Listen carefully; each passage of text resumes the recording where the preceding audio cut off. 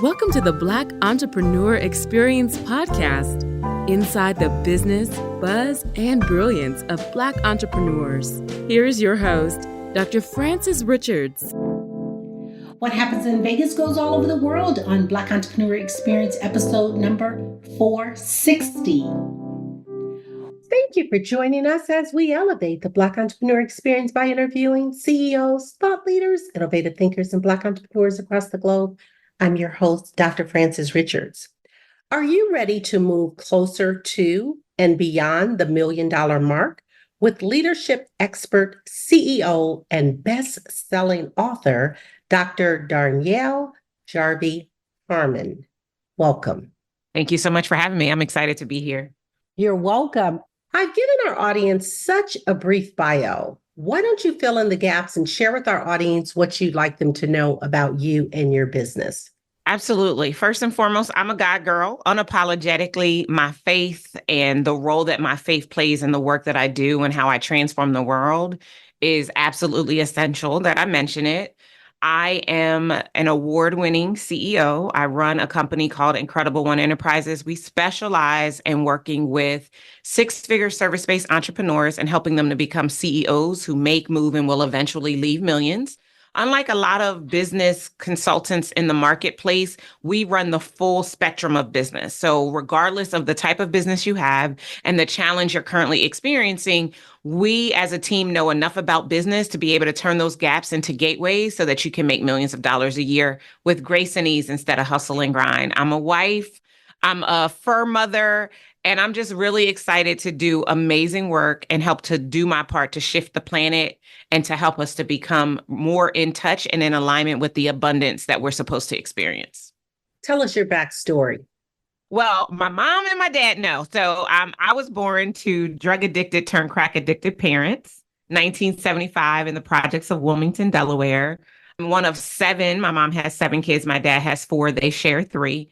And I made a decision at a very young age, circa 6 or 7, that what was happening around me was not going to be my life. And so I made it my mission to really study, to educate myself, to be able to create an outlet from the environment from which I came.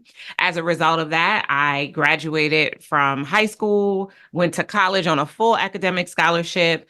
Upon graduating from college, I entered corporate America. I made a split-second decision at the last minute to not go to law school and instead started working in corporate America, where I spent 12 years doing a lot of different things. I left the company as a vice president.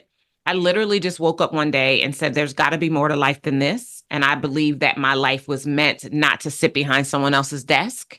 And so I started my own business. My first entree into entrepreneurship was with Mary Kay Cosmetics. I ended up getting the pink Cadillac in 5 months after I quit my job and went on to become a top sales director in the state of Delaware. I did that for about 2.5 years. And then again, I just kind of felt that nudge on my shoulder, like, ma'am, this is not what I sent you here to do, not to sell lipstick. I gave you a greater purpose, a greater work that I wanted you to do. And so I started my company, Incredible One Enterprises. And as a result of starting the company, I had to realize that first and foremost, I didn't know what I didn't know. And having a ground up business is way different than working a proven business model, right? Mary Kay worked because they already knew the formula, and all I had to do was find the formula. So in my own business, I had to discover what the formula was. And I didn't do that before I ended up filing bankruptcy and going back to work. So I spent 2 years working a job while making a decision to learn everything I didn't know about business so that I could grow my business to the next level. And when I came back into the business full time in 2011, I was unemployable. And I knew that from that day forward, I would never be anyone else's employee. And I'm grateful to say at this point, 13 years later, I've got 8 full-time employees. I run a multiple $1-million company. I've made some really solid decisions as a CEO and as a leader that allows us to continue to elevate and grow our business. We're averaging about 500% growth in a 3-year span. We're twice in the row on the Inc. 5000 because of what I've learned and what I now teach my clients. That is amazing. Thank you for sharing that and being so transparent when you talk about just your journey up and when you talked about the ground up business versus discovering that you already have that proven business model. Mm-hmm. Talk about that aha moment, Dr. Darnyelle, when you knew that your business was going to be successful. Wow, no one's ever asked me this question. It was late 2010. So I'll journey back a little bit further. So I left my job, my corporate job, in December 2004. I got my first pink Cadillac. I earned it in April of 2005. I did Mary Kay full-time for 2 years. At the end of September 30th, 2007, I finished my second pink Cadillac and was like, okay, this doesn't feel good anymore. I don't think this is what I'm called to. Let me figure out what I'm supposed to be doing on the planet, and decided to, in earning that car, send it back to the company. The car ended up going back to the company in April of 2008. During that time, I was like, okay, I'm going to do what I believe God really called me to do. And that was because when I was 10 years old, I learned the power of journaling, and I learned the power of words. And I made a declaration at 10 that I was going to use words to change the lives of other people. And so I felt really called in to do that work at the next level. And so I started this company, without a clear understanding of what it meant to have a business from the ground up. So 2008, 2009, I struggled really, really bad. So the top of 2009, I took the job. It was the best thing that ever happened to me, because it took the pressure off of having to figure out how I'm going to not sleep in my car and how I'm going to be able to eat something. And it also gave me the fortitude of how to manage my time, right? We all only get 24 hours. And so if I was giving 40 of those hours to someone else, I had to be a good steward over my other hours so that I could build this business. And so by the top of 2010, I knew I was onto something, because in 2009, the business did $88,000 part-time. And I said, if I could do this part-time, knowing what I now know and showing up fully and consistently for my dream, for the problem I know I solve, and the client I know I'm called to serve, I could really take this business all the way. Now, I'll be honest, Dr. Francis, at first, all the way just meant getting to six figures. It felt like if I could just make, $150,000, $180,000 a year, I will have made it. And so in 2010, we ended the year in the business at over $180,000. And I was excited and I was grateful, but I was also very clear that that wasn't enough, that I really hadn't arrived. I hadn't made it. Like, I was still on my way. And so but I also knew that if I continued to do what I had been doing, because I had figured out the formula, it was only a matter of time before I could be able to multiply, right? And so my first goal was multiplication. I wasn't trying to scale. I was just trying to consistentize my revenue so that I could make enough to be able to pay myself six figures. Because at $180,000 a year, I wasn't making $180,000 a year. I was actually probably making around 60 or 70,000, which was less than what I made when I was in corporate America. And so to get my business to, my first goal was to get it to 300,000, because I felt like if I could get to 300,000, that would give me 180,000 to run the business, and I could pay myself 120,000. So that was my first goal. And then I got to 300,000 and I was like, yeah, this isn't enough either, because I'm not really in a position to be able to start investing in real estate and doing some of the other things that I think are important to wealth and wealth building, right? I didn't want to be a person who just lived to work. I wanted to be a person who got to experience life because of the way that they worked, right? And so the goal, I just kept pushing the marker. It was like, okay, then I got to 300,000, then I got to 500,000. And then I realized that, but the initial answer to your question, I realized it at the top of 2010, because I had done 88,000, which defied the statistics, because the vast majority of small businesses don't even make, $65,000 a year gross receipts. So I knew I had what it took. I knew that I knew enough about marketing and messaging and positioning. And I am brilliant at what I do, and I could get clear results for my clients. I knew I had the winning formula, and it was just time to really dial it in. And so that's what we did. We just kept dialing it in, tweaking and tweaking and tweaking, until we got to the point where we could start making, first it was $1 million a year. Then it was $1 million in a quarter, and then it was $1 million in 3 days. And then I knew that we had arrived at a formula that we could duplicate and replicate to begin the scaling process to get to 8 figures inside of the company. Let me ask you this question. You talked about being very clear at a very young age of your purpose, which is amazing. When you went to college, what did you major in and why? English, because I'm going to use words to change your lives. And I also felt like no matter what I would do, because at that point in time in my life, I wanted to be an attorney because I thought the way to make money speaking was to be an attorney, right? I got in trouble in school, always got talks too much, always got talks out of turn, always got has to get in the last word, right? That was who I was. That is how I showed up. And so I thought the way to realize that, as other people would say, you should be an attorney. You can make a really great argument that I was going to go to law school. And I know attorneys, you have to be well professed in research and in writing. And I loved words already anyway. I got a perfect verbal SAT score. And so it was just a natural evolution. And I also knew that if I changed paths and did not go to law school, a degree in English would make me an amazing communicator.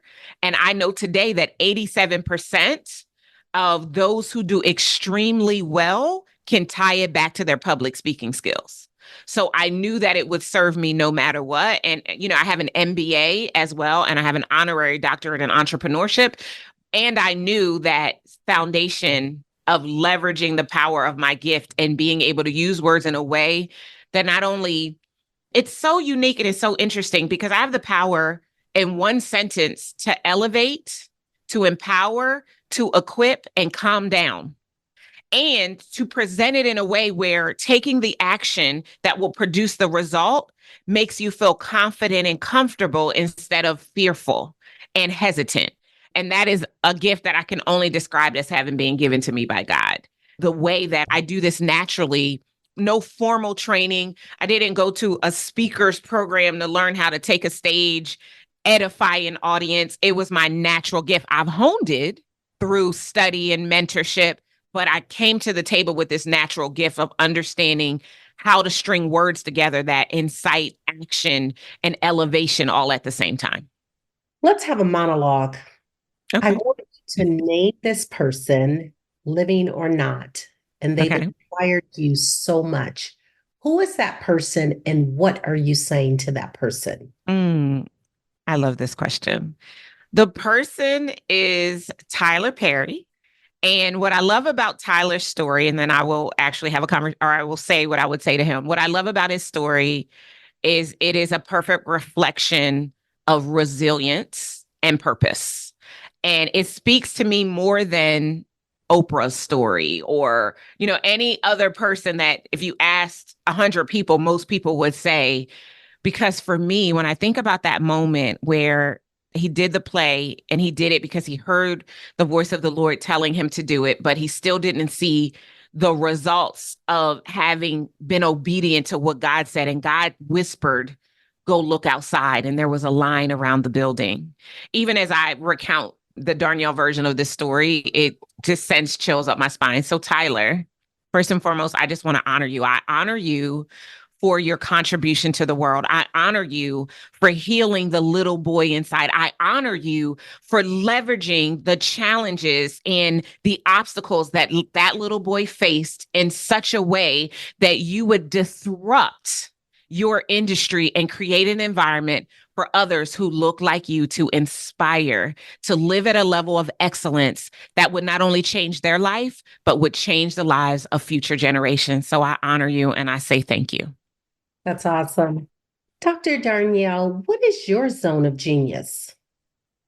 My zone of genius is I'm really amazing at leveraging the power of strategy and the words that are used, the positioning of the strategy to produce the result.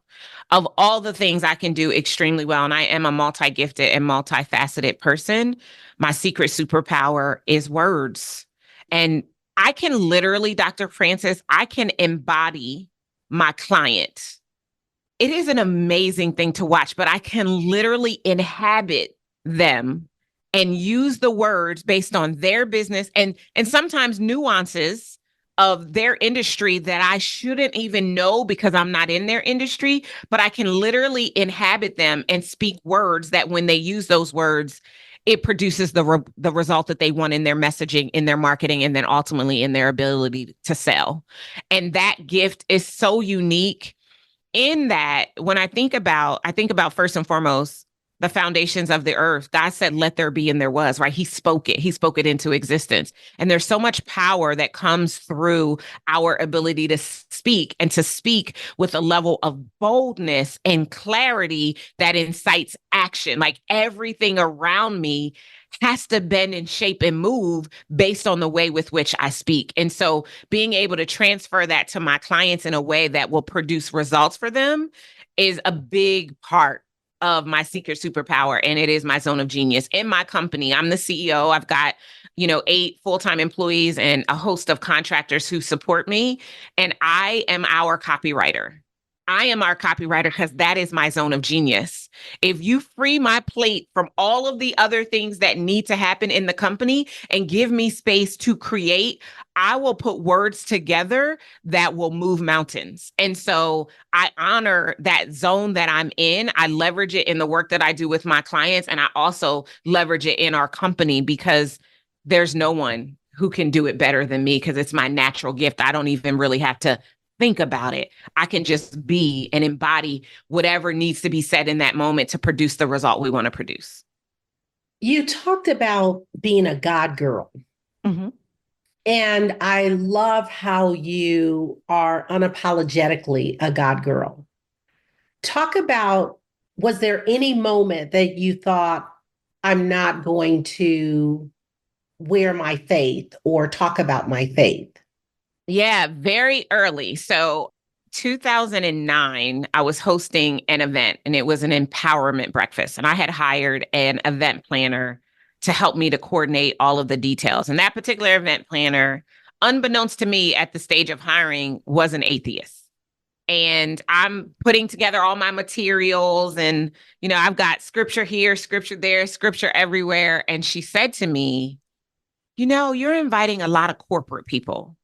And they're going to be extremely uncomfortable with the amount of biblical references you plan to make in your program. And I really think that you ought to change it. And first, it kind of took me off guard, right? I'm like, how dare you? Anyway, but in reflection, I sat with it. I went, I prayed, I asked God. And what God told me at that particular point in time was, he said, people need to feel me, but not everyone's ready to see me. And so what I took that to mean is that I could lose the scriptures. Like the God in me would still radiate through the room, but I could create an environment that would feel inclusive. And then, Dr. Francis, I took that too far. I started to really strip the God out of everything because I was holding on to the, people need to feel me, but they don't need to see me. And then in 2013, I started to feel unsettled in my work. I started to feel like an imposter. And, there are lots of people who live a version of imposter syndrome, which I don't even know if that's a real thing, but that's not what we're here to talk about. But I started to feel like I was being inauthentic because I have always been a God girl. I've always been a woman who her faith is everything to her. And here I was going to show up for work and leaving my faith at home. And it stopped feeling like it was okay. I couldn't keep it up. And I remember it was May of 2013. I was hosting another live event. And on the third morning of the live event, I felt this unction in my spirit. And I went down to the meeting room and I just began to pray over every seat in the room. I just felt like my faith needed to show up first. And so I was literally praying over every seat and the door flings open.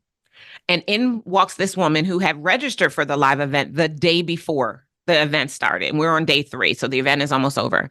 And she's like, I don't even have a business. I don't know why. I didn't know why I was here. But this morning, God gave me a word for you. He gave me something to share with you. And I was excited because I felt like something was coming. And what she shared with me was that God said, if I would take a bold stand for him, he would make it easy for me.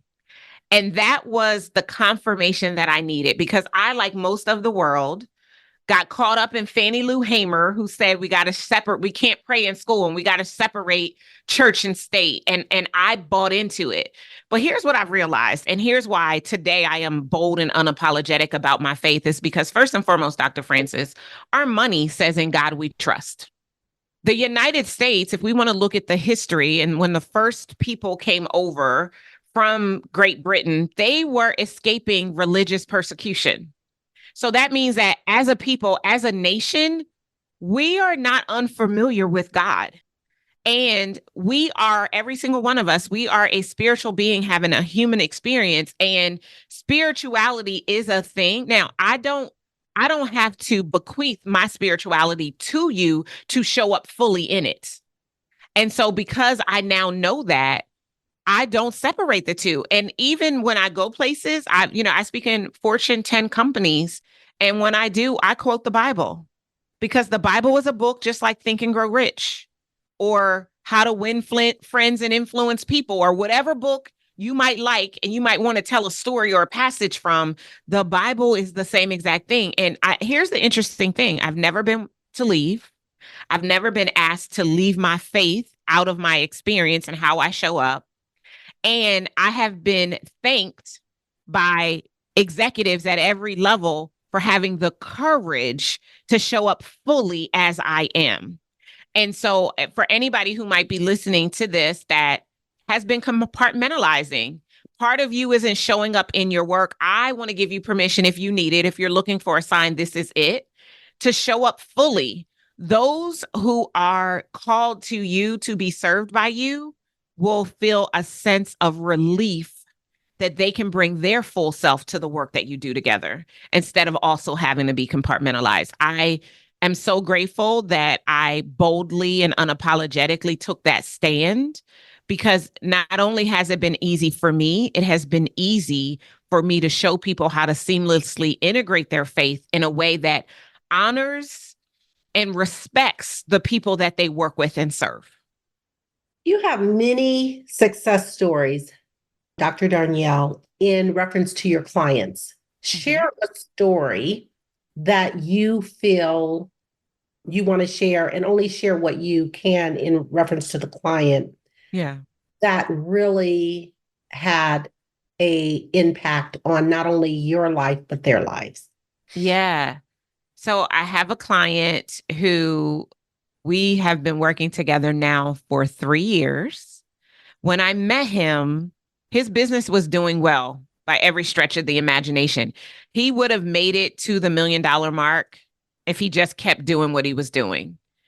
The real magic in our work really came in helping him to operationalize his business, to put the right systems in place. I heard this quote the other day: you don't rise to the level of your goals, you rise to the level of your systems.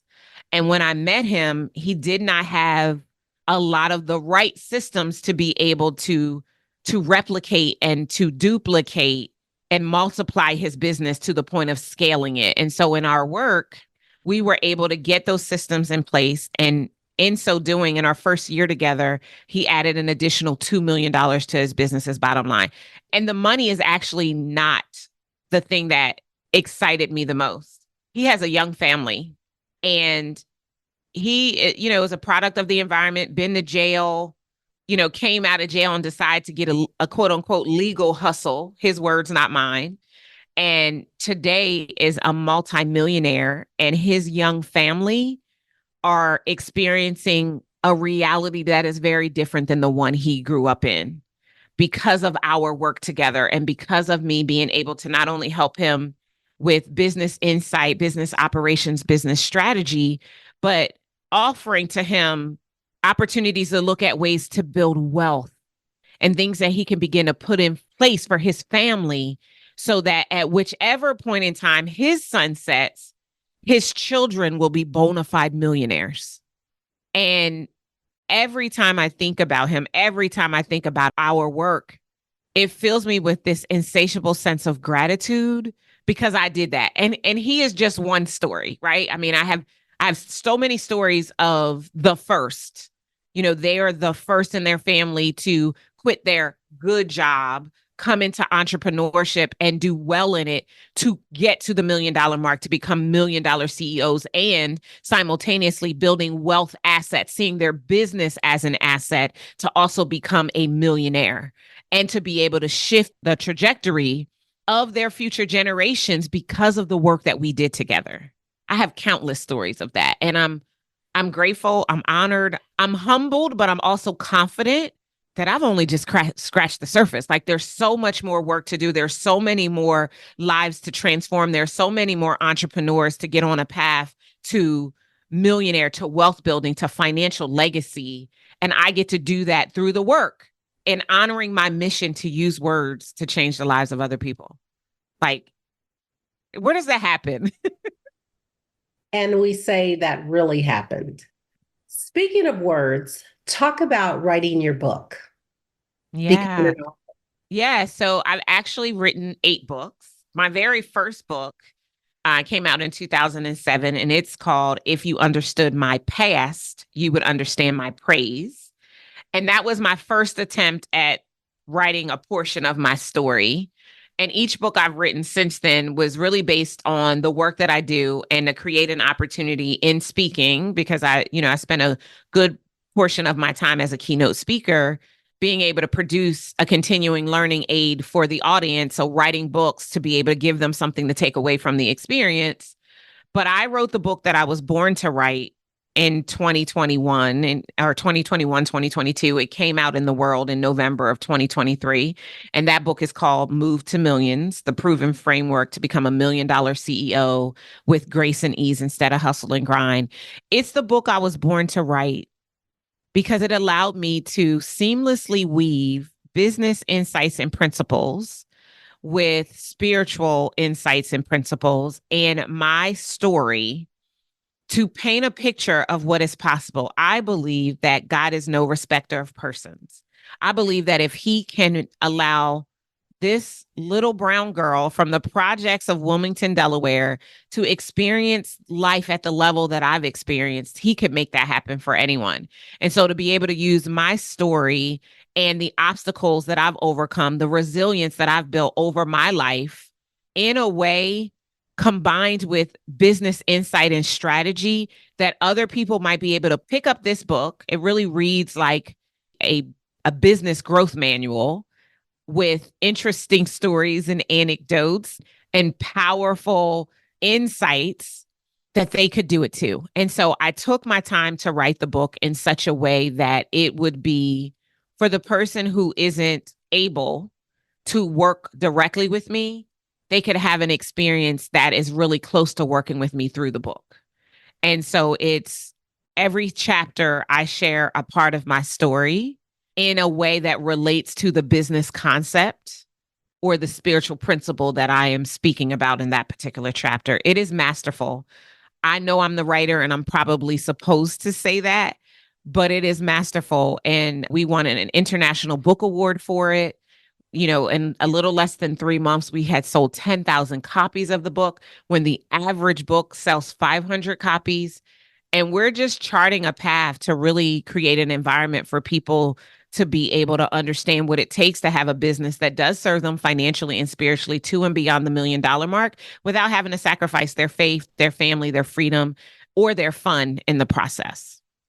If someone is interested in obtaining the book, what is the best way to grab a copy of the book? Yeah, it's available wherever you buy books, or you can go to movetomillionsbook.com. And from that page, we have a link that you can click on for all of the major book retailers where you can get a copy of the book. Let's take a snapshot of the last 30 days, Dr. Darnyelle. What was your biggest win? In the last 30 days, my biggest win is making a decision to walk away from something that is no longer serving me and my business. It can be hard because what I'm walking away from is profitable. And it can be hard when all of the indicators point to success, but you no longer feel in alignment to something that you're doing. It can be really hard to have the courage to walk away. And so for me, the win of recognizing that we're no longer going to appropriate resource to something that is out of alignment with who we're called to be in this season, it takes a lot of power, a lot of confidence, a lot of leadership to be able to do that. And so to be able to steward our team, to help them to understand, I believe that, people support what they help to create. And when you help a person understand why something is being done, it makes it easier for them to make the transition. And so spending the time as a leader and showing up fully for the team and helping them to understand why we're not doing that anymore and what's going to take its place is something that I'm really proud of. How do you celebrate your wins? Oh, I do not have a problem celebrating. So I have a multitude of ways of celebrating. It could be as simple as getting a massage or a facial. It can be scooping my husband up and taking him away for the weekend. It could be going and making a purchase. And sometimes what I just did recently is I bought some stock. So instead of going to buy a new Louis Vuitton bag, I bought Louis Vuitton stock. So I know the bag that I want. I already own one Louis Vuitton bag. I knew the next one that I wanted, and it was $5,000 or $5,500. So I bought $5,500 worth of Louis Vuitton stock. Talk about marriage and managing a business. Yeah. I think I got married late in life. I got married at 42. I'm 48 now. So we've been married for 6. We'll celebrate 7 years this year. And being older in the process, being more settled, definitely for me, I believed presented an opportunity to really make a transition that wasn't challenging because we're both real adults, right? We're not teenagers that happen to be in our 20s. Like we're actually grown-ups. The way that we are able to communicate and the way that we're able to partner has been amazing. It's been really refreshing in a lot of ways. And so for me, I am very clear on the roles that I play, right? I am the CEO of a company, but I'm also a wife. And each of those roles are important to me. And I make sure that I do things that allows me to show up fully in each role. So as an example, I do not work in my home. I actually bought another home. So we have real estate. That's one of the ways that we, are building wealth. And I bought a home that I work from. And so every day I get up, I get dressed, and I go to work, I go to the office, and every day I leave the office and I go home. And the main reason why I did that is to be able to create separation. I can show up as the boss, as the leader, the head honcho, whatever you want to call it. And that energy is great inside of the business. Although I like to spend the majority of my time in a collaborative space, in my home, that energy is not always welcome, right? There are times when I need to take the lead because we're partners, but there are also times when I want to honor and respect my husband's leadership. And so having that element of separation creates an amazing opportunity for me to kind of debrief and decompress on my drive home, to go home and to show up fully as his wife, to be there and to be a soft landing pad for him, to create an environment where whatever challenges he might be facing, I can help to support him through. And I can do it from a space of his supportive spouse and not the boss trying to tell him what I think he should do. And so that has worked wonders for us. I think the most important thing for marriage, regardless of you having your own business or you being an employee, is to make sure that you over communicate. Be extremely communicative. Make sure that you set aside time. We have a team meeting every single week where we talk about the things of our home. In addition to, what things are working well, what things aren't working well. We seek outside counsel and support, right? We don't pretend as if we have all of the answers and we are the best to steward us through some of the challenges and obstacles that we have to overcome. And we made the decision to be partners. And I think that has really served us and served us well. What is the best decision you've made as a leader? Wow, that's a great question. You ask really great questions. The best decision I've made as a leader: to leave my job and to become an entrepreneur. And is your husband, is he an entrepreneur? Does he work in the business? He runs our real estate. So he has entrepreneurial tendencies, but he also has a job. Dr. Darnyelle, what problem exists in the world today that you would like to solve? I want to eradicate small business, or I am here to eradicate small business poverty. I define small business poverty as a low six-figure business or less, right? When we look at the statistics, roughly 88% of small businesses are not generating $100,000 a year in gross receipts. When I look at our client base, 88% of our clients grow their businesses by 50 to 200%. And working with us, the same exact percentage, but a massive amount of growth. And so I'm here to do my part to change the statistics, to teach business acumen. I believe a lot of business owners start businesses to do things that they love or to solve problems that they see that exist in the world. But most of them, they suffer from the business acumen that will allow them to be effective in the businesses that they curate and create, which is why their revenue causes challenges, right? Businesses do have highs and lows, ebbs and flows. And even with that, there is a continuum of consistency